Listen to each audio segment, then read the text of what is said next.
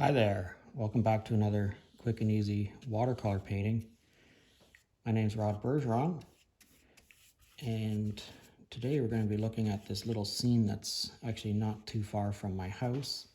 I've wet the top 2/3 of the page. I made sort of like a little hill here, and I'm going to pick up some of this blue and just going to put some blue across there. We're going to try to not touch it all. We're going to let it bleed together and do its own thing. If you want to intensify the color, just go into the actual pigment, pick up a little bit more pigment. But again, we're trying to not touch the whole thing so that we get some streaks going on through there. Okay, now I'm not going to rinse this brush out. I'm going to put this right into my Payne's gray, and we're going to make some trees, or like a tree line up on this hill and some across here. And if you see what I'm doing, I'm tapping the brush onto the page. Okay, and I'm going to take this and allude to a bit of a hill coming down in this direction also. Okay, so I'm going to take this brush, again, I'm not going to rinse this brush out. I'm just going to keep using it with the color that's on it, and I'm going to put this brush right into my sap green. And again, I'm going to tap the brush onto the page where I want there to be some blooms or some trees. And if I want to intensify the color, I'm going to go into the color palette and touch the color directly onto the page. Now you see where that started to bleed up there a little bit? We're just going to leave that right alone and just let it do its own thing. Don't worry too much about it. I put a little bit of a streak of green across here. Now I am going to rinse my brush out pretty well, and I'm going to pick up a whole bunch of this burnt sienna right here. I'm going to go across there like that, and I'm going to go across here like this. And again, we're just going to let that all bleed together. We're not going to try to augment it too much. I'm not rinsing out my brush again, okay? And I'm going to put some Payne's gray across there like that.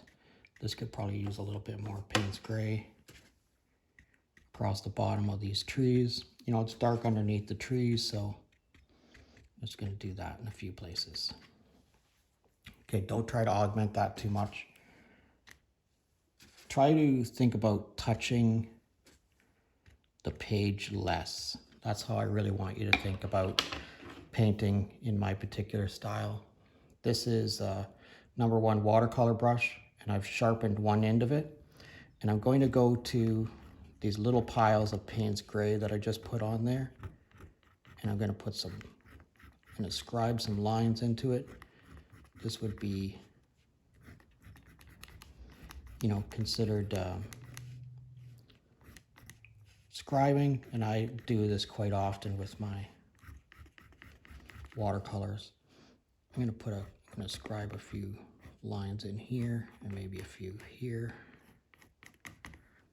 Okay, and then we're just going to let that all bleed together. We're not going to try to augment that too much at all. I'm going to rinse my brush out really well, and I'm going to take most of the water off of it, and I'm going to pick up some of this burnt sienna sort of right off the palette. Okay, mix it up with a little bit of water. Just put some of this right in here. Get a little bit of water here. That's a little bit too dry for me. I want to make this fairly intense.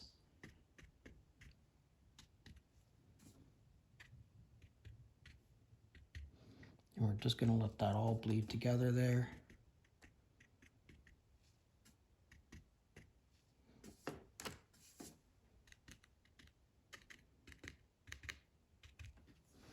Now I can go back into this, and I can take my sharpened brush and I can go through some of those little piles that I have, or puddles maybe you might want to think of them as. Again, you can do the same thing up here. You can take your brush and draw some, actually put some trees right in there like that. Okay, so that's all drying up pretty nicely right there.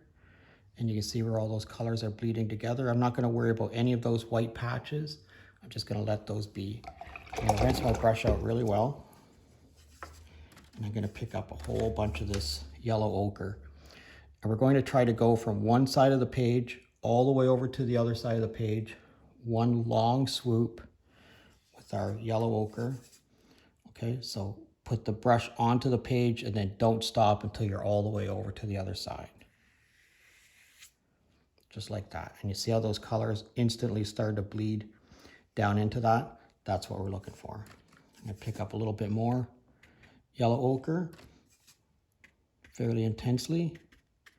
I'm going to tap it right into that.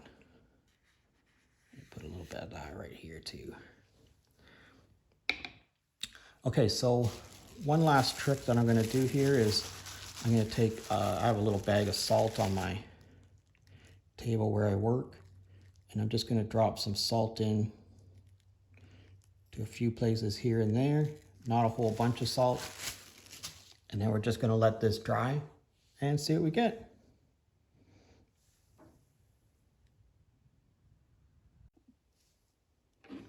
All right, let's check this out. Look at this hill, all this these color changes. Look at where this salt has reacted with the paint and the paper. Our scribe lines turned out really good in this one. I mean, that looks like a little clump of trees, so does that. And this really looks like, you know, brush in the foreground. What happens when we put our little mat on here? You see, that turned out pretty cool, if I do say so myself. I'd love to know what you think of it. I'd love to hear from you. I really want to know where you're from. If you could drop me a comment in the comment section, let me know where you're from. I'd really appreciate it.